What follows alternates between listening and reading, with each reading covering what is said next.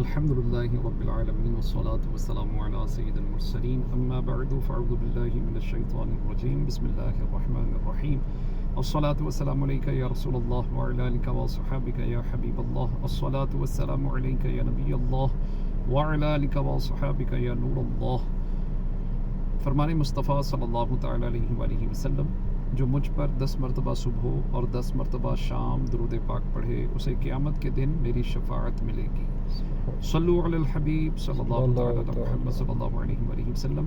سورہ اعراف 9واں سپارہ آیت نمبر 181 181.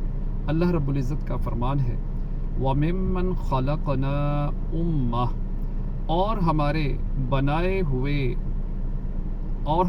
بنائے ہوئوں میں ایک گروہ وہ ہے یہدون بالحق، کہ حق بتائیں، وَبِهِ یعدلون، اور اس پر انصاف کریں.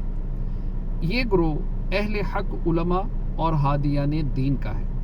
اس آیت سے یہ مسئلہ ثابت ہوا کہ ہر زمانے کے اہل حق کا اجماع حجت ہے، اور یہ بھی ثابت ہوا کہ کوئی زمانہ حق پرستوں اور دین کے ہادیوں سے خالی نہ ہوگا.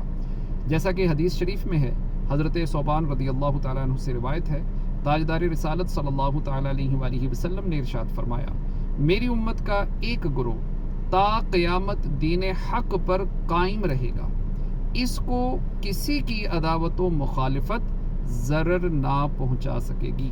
اللہ رب العزت ہمیں اہل حق کے ساتھ بروز قیامت اٹھائے.